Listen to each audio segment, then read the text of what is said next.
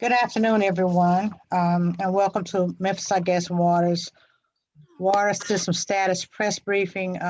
We apologize for starting late. We were having technical difficulties.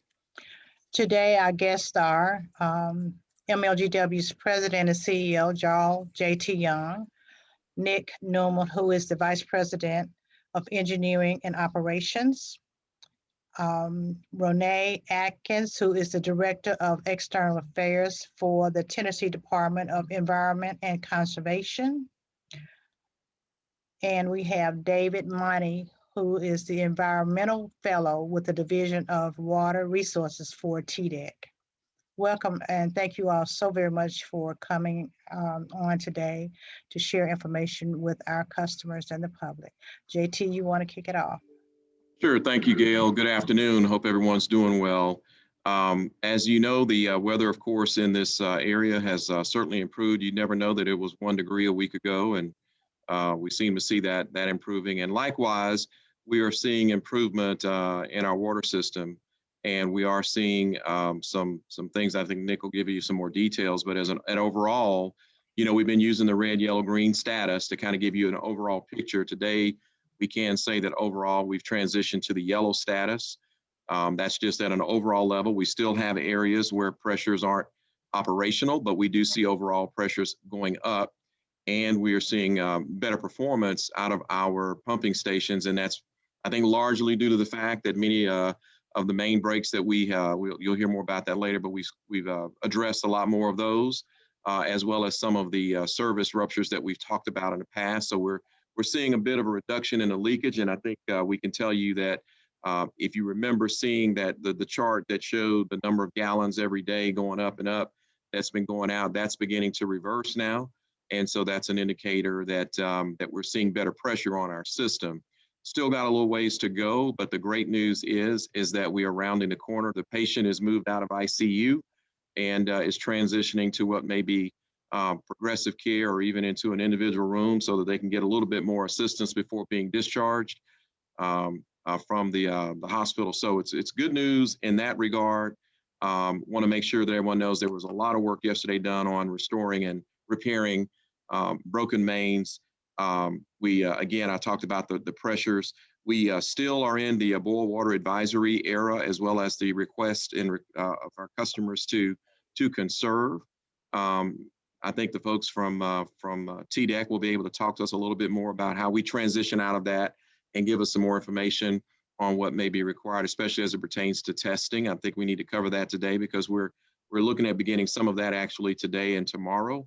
So overall, I'm optimistic that we are certainly in the home stretch now and about to be in a great position here in just the next couple of days or so. So with that, that's kind of the high level overview.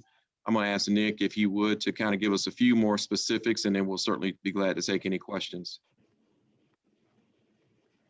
Sure, JT, thank you.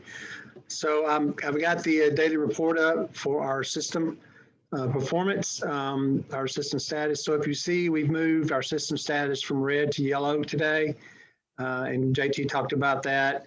As far as our demand goes, you see that we have, let me go bigger here, sorry guys.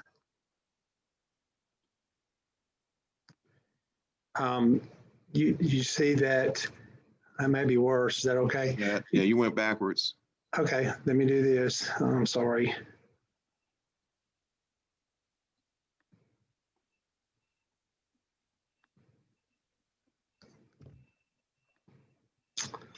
I'm trying to get it bigger. Sorry, folks.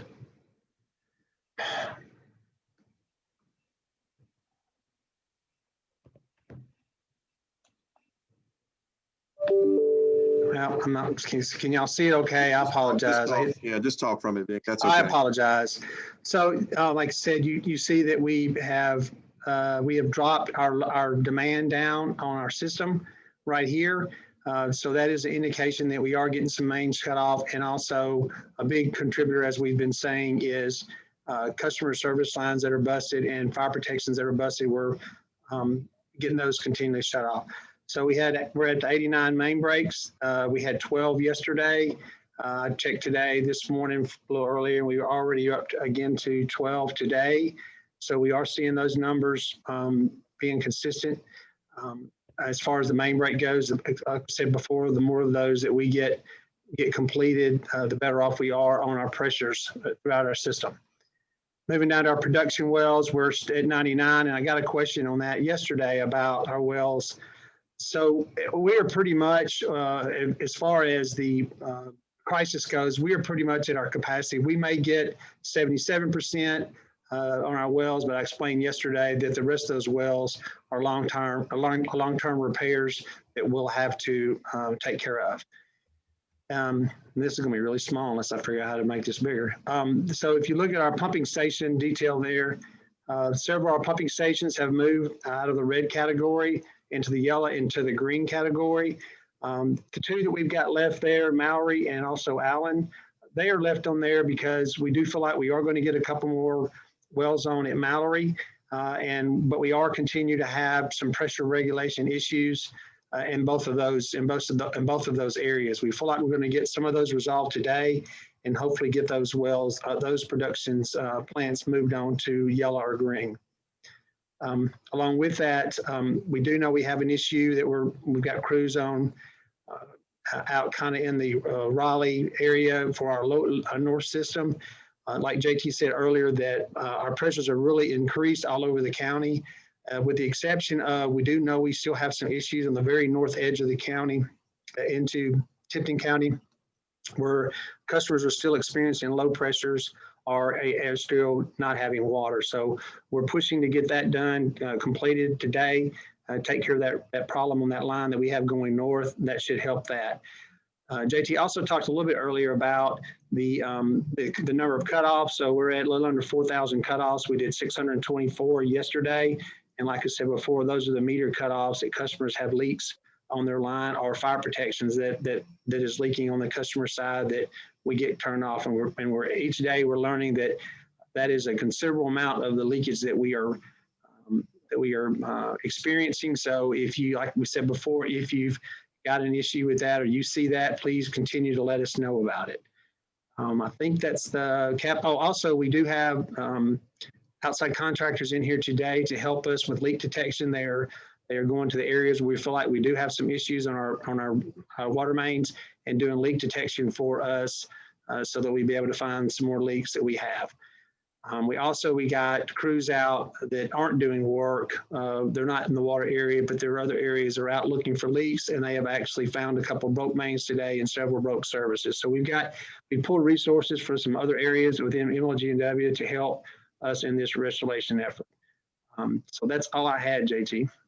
Good deal. And yeah, just a couple of reminders, even though, and as we see these improvements, we are, of course, again, still asking customers to, put off non-essential usage of water and be conserving where you can.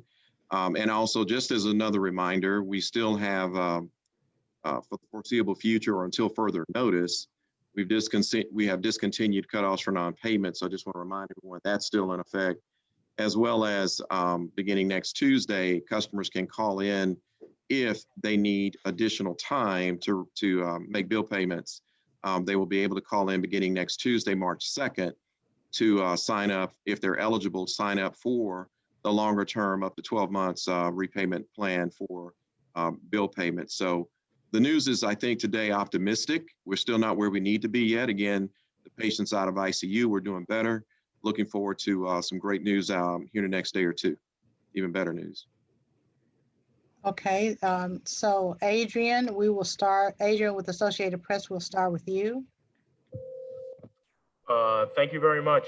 I was wondering, the recent water problems from the winter storm, have they exposed problems maybe that you didn't know existed? I know you have a 5-year plan to improve infrastructure. Is this revelatory in any way in terms of pointing out other problems that may have existed? And as a follow-up, have the problems kind of set back at all the 5-year plan? It's a great question, Adrian. I'm going to ask Nick to talk to this a little bit, but what I will tell you is that we are going to reassess and make sure that the plans that we have remain consistent with what the needs were, which were identified in late 2019. So I think it's going to be incumbent upon us to look at it. I will tell you the unprecedented weather was just really a lot on our system. And but certainly we're going to continue with the plan that we already have. But to the extent that we need to make any tweaks to that, of course, we will do that. But Nick, you want to address that at all? Yeah, I can. So yeah, we, in preparation of this really cold weather, we did prepare for that, get ready for that. We did do some measures to try to help to alleviate some of the problems we knew we'd experience. But like JT said, the extended freeze time of this is unprecedented in my career at MLGW. And it definitely did some damage to some of our equipment. But yeah, in the 5-year plan, in that plan, there is addition of new equipment in these areas and also replacement of some of the equipment the existing has. So the 5-year plan will definitely help. Okay, so Jessica, Channel 5. Hi, everyone. Jessica from Channel 5. I have a question about testing. So on Friday, Mr. Young said that there was testing done and that testing would continue to be done. But then we're understanding that the water pressure is too low to test. So we want to know, when did you last test? Did you test at all? And when do you expect testing to continue? Yeah, great question. And the answer to that is yes, we have tested, but I'm going to ask Nick, and then we can probably ask David Money and others to chime in as well. Nick, you want to start on that? Sure, absolutely. Yes, we have been testing our water, and there's regulatory requirements for us to test our water. We are also going to be doing, and David can explain this a little more, but to answer your question, yes, we have done tests.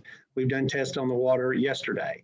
So we haven't found any BT issues, bacteria issues in our water so far. So that's a great sign. We'll continue testing throughout this week. And David can explain a little more about the testing protocol that we're following with the state. Sure. So Jessica, MLGW is required to sample approximately 240 separate samples just for total coliform bacteria every month. And of course, when they had the freezing weather, that delayed them a little bit. They're back on schedule to complete the monitoring this month. I think we had about 40 samples yesterday, and they all came back negative. They're good. They collected an additional 30 or 40 today and will continue. And those are just the regulatory compliance samples for total coliform. They also collect additional samples for additional parameters at that time, chlorine, pH, and a few other things. So that's from a regulatory standpoint. Now on the water quality standpoint, just from the impacts to the current situation, we'll do additional sampling, or they will do additional sampling based on the areas as they come back online. So obviously, if you have an area that doesn't have water, you can't test that. And as those services are restored, then additional samples will be collected. Quick follow-up. So yesterday, as I understand it, we were told yesterday that the water pressure was too low to test. Is that correct? Yes, and again, Nick, you can chime in on that. Where the pressure, where there was hard, you got to have the ability to get the water to test it, and I think we were speaking of that. I know we've done some customer requested testing, but Nick, do you want to address that? Because that was probably something that was a little confusing on yesterday. Yeah, and that's my fault. I think I probably confused some people, and I apologize. But yeah, so we've got areas that have very little flow, and like I said earlier, in the Shelby Forest area that have no flow. We've got other areas that we have gotten pressurized yesterday, and we're not in, like I said, we're not in our usual operating range. We're still lower, but we're definitely above the requirement from the state, which is 20 pounds to test. So we just started testing yesterday, and that, like David said, that's a regulatory testing, but on top of that, we're going to do additional testing. So I may have confused that, but yeah, if the water's got pressure, and we're definitely going to test it, and we're actually testing the areas where we've got the lower pressures, because that's typically where you might see the problem, to make sure we've got the areas that could actually see the problems, but we haven't found any so far. And don't expect to. But the problems that would see the problems, like you said, where it's really low water pressure, you cannot test there right now. Whether low or no water, no, we would not test there. And I kind of explained that yesterday as well. And David could probably do a better job than me on that. But if you're under a boil order requirement, that's what you're telling your customers, that there could be an issue with your water. That's what I was trying to explain. But yeah, if we've got pressure out there in the system that we can test, we will. And then just really quickly, before yesterday, so you said you took samples yesterday. Before yesterday, when was the last time you tested before yesterday? Friday, we did our test. Those were actually at the plant. See, there's all kinds of testing. Like JT said, we do 40,000 water tests per year. TDEC does a great job in monitoring that and making sure we're staying in compliance. We work closely with them to make sure we have all the regulatory things. But we also have, this was the testing that we did on Friday was actually at our plants, at our water plants, where we had to do testing for back T, as well as David mentioned some other things. So that was done on Friday. Okay, Brad Broders with Local 24. Thank you, Jessica. Thanks. Thanks. Jessica kind of had some of the questions I was going to ask, but just as a follow up to JT or Nick, I sounds like things are better. I know you mentioned a couple days out. For the public out there wondering, any clearer idea on a ballpark on when this advisory might be lifted? And I have a follow up. Yeah, so I don't know, Nick, if we can commit to that. I will say that if we started testing today, you may remember, and Nick, we can go through this again, and David may want to help too with that process of how do we come out of this precautionary boil water advisory. But it's my understanding that we've begun the testing today. We do not have operational pressure everywhere. To be clear, we don't. But we do have enough pressure to have started our testing. And that's going to take a day today, I think, and tomorrow. And then, of course, as you may remember when Nick talked about that, it takes 16 to 24-hour turnaround and all of that. So it sounds to me like we're looking at a later this week time frame, but Nick and David, you all can add to that. Sure, I'll kick it off. So we had a meeting with MLGW laboratory folks today to begin the process of developing the plan for testing the whole system. And as you know, Memphis has an extensive distribution system. So they have about 7 or 8 different pressure zones. And so each of those are going to need to be tested. And what we'll do is we'll design a sampling effort to collect water from all areas of the system, and especially those areas that were impacted by the outages. Once they've started that process already, collecting samples from areas that have pressure and have service, so we can start clearing those. As the other parts of the system come back online, we'll select either existing sampling sites or critical sampling sites, like in areas of repairs or storage tanks, and collect those samples. And once all those sample results are back, MLG and W can, with our concurrence, they can make the decision to start releasing the boil water advisory for different sections or areas if that's the way we want to go. Thanks. And just as a quick follow-up, I know you all have kind of reiterated you do not believe there were contaminants in the water. There's been subsequent testing that has proven that. If you could just maybe sort of elaborate to the public why you all feel confident that continued testing will not come up with any contaminated water. Yeah, Nick, you want to touch on that? Let David touch on it, but I'll follow up. It sounds like David was unmuted.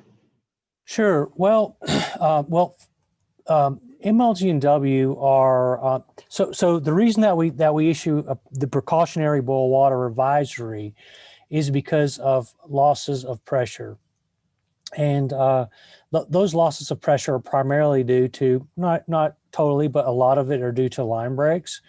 MLG and W is very practiced in repairing and conducting line break repairs in a manner which limits contamination, meaning they do clean repairs.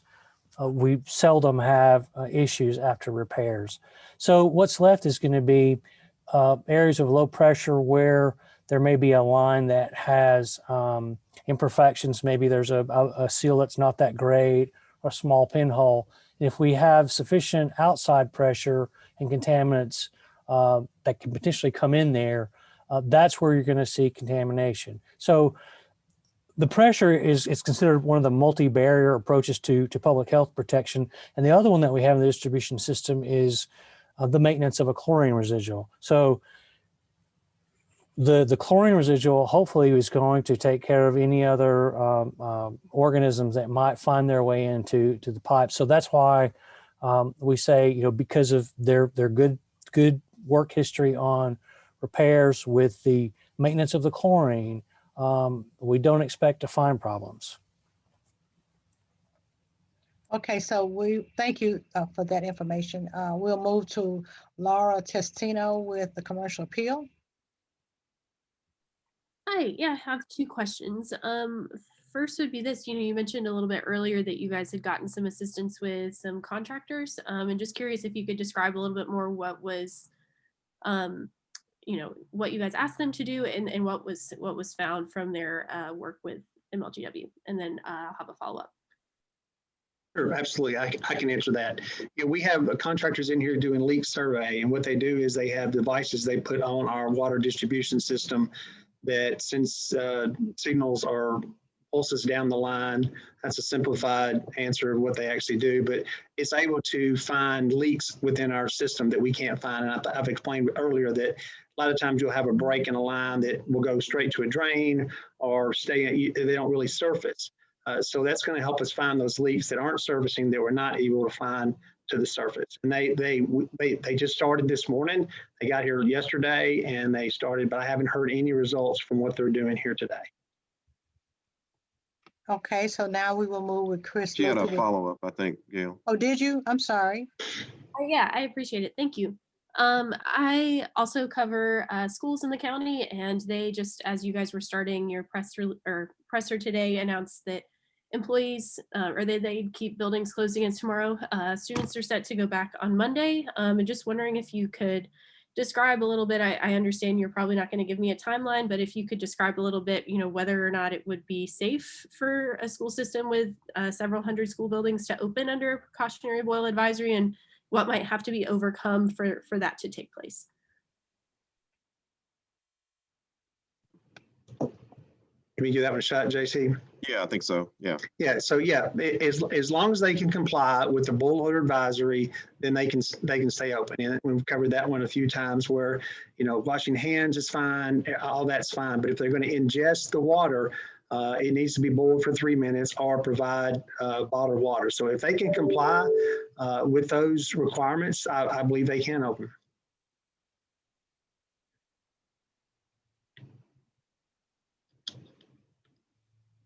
Did that answer your question?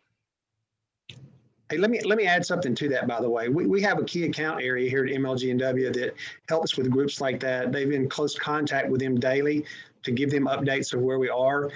We've got communication out to our customers through that key account area, as well as our accounting areas, our customer areas. So we're in close communication with them. We're trying to keep them as up to date as we can on updates and changes and expectations from this. So just to let you know, we are talking to them. Okay, thank you, Nick, for that. We will move to Chris Luther with Channel 5. Hello, everyone. I also have two questions. My first question, I know you have spoken about this in days prior, but I wanted to kind of maybe assemble all the information in one spot.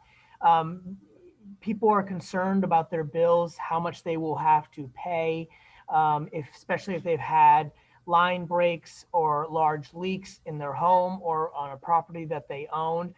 What is your commitment to customers who have had these concerns and may face exorbitant bills from this? And what are the different programs that, I know there are several of them in terms of extending the extended payment program and others that you are doing to help these customers who may have just extremely large bills after all this? JT, do you want me to take that? Yeah, you can, Gail, because you're familiar. You can tell them about the program we have, what we do. Okay, so I'm sorry. So regarding the water leaks that are outside the home are Tne Guest Water's responsibility. for those breaks inside the home where the water is leaking and running and is the customer's responsibility. However, we do have the flexibility at MLGW to work with our customers on a one-time leak adjustment. And we will be working with our customers on those high bills. So we understand the challenges that they are all facing. So we will be working with them. So, Hey, Gail, yes, can I interject something here, please? yes, sir. All right, so just for clarity's sake, Gail said outside the home, that is MLGW's responsibility. So let me get closer defined to where our responsibility actually stops and the customer's responsibility starts. Okay. She's accurate. So the water main breaks are definitely MLGW's, and up to the meter on our side, that is definitely MLGW's place. We have to fix those. So where the customer's bill will get higher is after the meter. They have breaks on that line from that meter, which is out on the curb behind like most people's curb.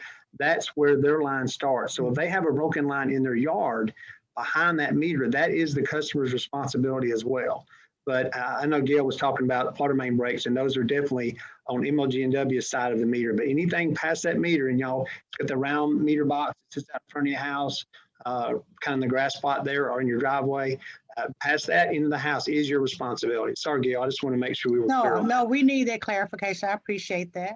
Thank you. But okay, so back to the payment plans. Last year during COVID, MLGW looked at all of our payment plans because we wanted to work with our customers and make sure we had plans available to them to help them with the challenging financial challenges that they were having. So we extended some of our payment plans. So this year, we are going even a step further, and customers will have until March 31st to apply for the extended payment plan. That plan will give our customers an additional 12 months to pay their bill. So they will have until March 31st, 2022 to pay their bill. And this is not just a water bill. This is electric, gas, and water. This is their total bill, not just water. So also we have a program called On Track. And that generally is a program that we work with the customers who have the larger balances. They have to have a minimum balance of $600. And generally we allow those customers who are approved to pay their bills over a longer period of time. It may be up to 36 months. It just depends on the balance of the customer's bill and the circumstances. So we know we definitely have those two plans right there. And with the extended payment plan, at one point they had to pay like 25% down, but we're working with some and it may be just 15%. But we will, our customers talk to our customer service people, and they will tell them which plan is best for them, but they will have at least 12 months to pay their bills beginning and all the way out to March 31st, 2021. And the number for the On Track program is 528-4820. 528-4820. And for the extended payment plan and other payment plans, we're asking our customers not to call the customer care center until Tuesday. We right now are taking emergency calls for the situation we're dealing with right now with the water. So calls starting Tuesday, March 2nd for the various payment plans that we are offering for our customers.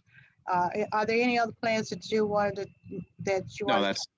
that's fine. Just to be clear, like you said, up to at least 12 months, but that plan that we have that allows you 25% down and gives you up to 12 months. They can pay it sooner if they like, but they can get up to 12 months, just to be clear. Yeah. Okay. And okay, Gail, so did that answer your question? But about the water leaks, we will be able to work with our customers on a one-time leak adjustment, Brad. and for that plan, you're planning to extend that Chris. given the circumstances, correct? The leak adjustment plan, that one yeah. time? Yeah, we had, the leak adjustment. Well, that's a one-time leak adjustment. That's a one, right. So does that reduce the bill then? Yes. It will reduce the water bill. That leak adjustment is for the water, the excessive use of water. Yes, and I'm sure you're kind of extending that given the circumstances. I'm sure this is going to be higher than normal in terms of using that plan. Okay, so Okay, Chris, I'm sorry, but to better explain, okay, say your water bill is $100. We'll work with you and with an adjustment on that. So that remaining balance will be a part of your total bill, electric, gas, and water. And if you get on our extended payment plan and you need up to 12 months, we will give you up to 12 months. So it will be just one bill after that water adjustment. Yeah. So, and just to be clear, I don't know if this has gotten conflated a little bit, but just to be clear, the leak adjustment kind of exists on its own. That leak adjustment has been around, you know, it's available as a one-time adjustment for anyone. So you don't have to necessarily be on the 12-month plan in order to get the leak adjustment. That's just available and has been available even before this event. That was available for folks who needed it. So. Yes, I had one other question. We've heard reports of 201 Poplar. Some inmates have said that they have not been able to flush their toilets in recent days. I was just wondering, do you have an update on the pressure issue and how the situation is looking at the jail at 201 Poplar? Yep, Nick can talk to that specifically. Sure, Chris. Yeah, we've been working with 201 Poplar this week. They're in good shape today. We haven't had calls from them at all or having to work with them. They had some issues on their side. I think we talked about yesterday, the water demand increased dramatically over this week. So they worked on their side to get their issues resolved, and we've worked on our side to make sure their pressure. So we haven't, as far as we know, we haven't heard from them. Our rep has reached out to them, so we think their pressures are fine. And likewise, though that's not been asked, just to correlate, go with that, we've also, the same can be said for the hospitals and working with them as well and trying to get the airport where it needs to be. But as far as I can tell, I saw a report earlier today, hospitals looked like they were doing all the hospitals. I didn't see that there were any problems there. So just to be clear. Great. Okay, thank you guys so much. Appreciate it. All right. Thank you, Chris. So we will move to Brandon Richard with Channel 5. Good afternoon. Earlier before City Council, you guys had mentioned that a location in the northern part of the county was still without water. Can you tell me if that is the Shelby Forest area? And no matter which location it is, do you know when the folks in that area will have their water back on? So it's actually not the Shelby Forest area. We got water to Shelby Forest yesterday. Not all of Shelby Forest, most of Shelby Forest, but I'm talking about even more northern than Shelby Forest to the county line are experiencing no water or low water pressure. Yeah, yes, the issue that we're working on will help resolve the issue all the way up to the county. That's the last on the distribution side that we know of large issues that's impacting the pressure, and we feel like when we get this problem fixed at that area, it should help that area finish getting pressure and get their water back. Okay, so did that answer your questions, Brandon? Yes, it did. Thank you. Okay, so Janae Lewis with Channel 3. Thank you all. I'll just have one quick question, as you guys have discussed a lot. We are still asking for people to conserve water. Can you speak to if that's just for customers impacted by the advisory, or is that for customers that's not impacted by the advisory, and just kind of reiterate the importance of conserving water, even though you say we're moving in the right direction and optimistic, how important that's going to be in lifting the advisory? Yeah, the advisory is for our entire service area at this point. And so we were having conversations about how to reverse it, but right now it's for the entire service area.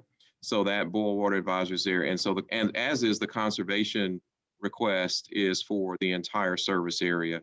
So they're kind of in tandem right now. They're both operating at the same time. And we think that's an easier message to convey.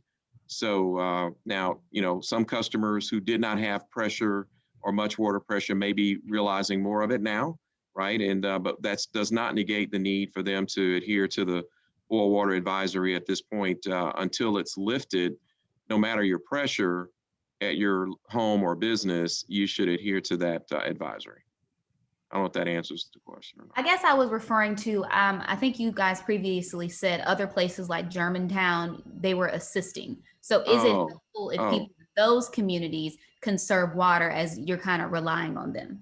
No, it was for the MLGW water customers. And so those who have been helping us, if it's Collierville, Germantown, wherever, Nick would know better, those areas that have not been, they're not under a boil water advisory. And to my knowledge, they're not under a conservation request, I don't think.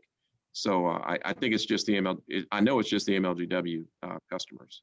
Yeah, so Bartlett, Millington, Germantown, and Collierville have their own water systems. Yeah. Right, Nick? That's correct. And then last question, just getting clarification, the testing that's happening today and tomorrow, is that part of the testing that's going to be needed to lift the advisory? Because I know you guys said you did some testing Friday, you also did testing Monday. What's the significance of the testing specifically that's happening today and tomorrow? David? Sure.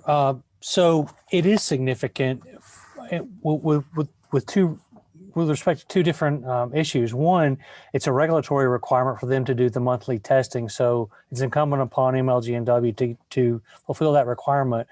It serves a dual purpose because it's also testing those areas where potentially we've had issues and we want to know what the water quality is. We want to make sure that the water quality is safe for everyone in the system. And as you can imagine, that this is a large system. It takes a lot of samples and a lot of effort. So I think the significance is that we're moving closer to the end of this crisis.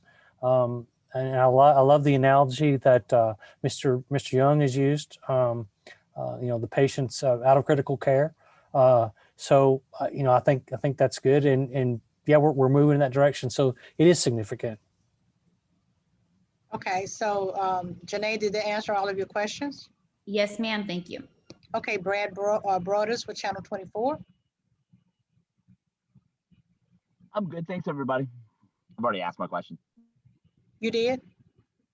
Yes, ma'am. Okay, thank you. Does anyone else have any questions? I don't see any other hands.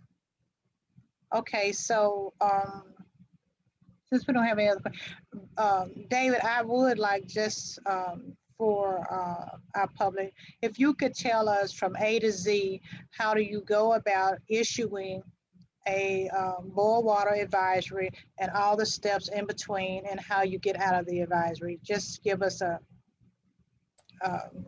elementary description. Okay, so it can be a little bit complex because there's different reasons for issuing a boil water advisory. There are regulatory reasons when we know there's a contamination problem. Those are required by federal rule. And then there are times when there's an uncertainty factor. There may be something wrong, but we don't know. And that's one of these cases. We don't have any data that any physical evidence that says there's something wrong with the water, but we know the conditions exist. They're favorable. Something could happen. So it's just precautionary to protect public health. So once you issued a boil water advisory, how do you get out of it? Well, obviously you need to correct the problem that caused it to begin with. In this case, it's going to be loss of water pressure, loss of water service. Once that is restored and we're satisfied that we're over that crisis, then the sampling needs to begin to document what the water quality is. And once we verify that the water quality meets Safe Drinking Water Act standards and the system is satisfied, the state's satisfied, then we can lift the advisory.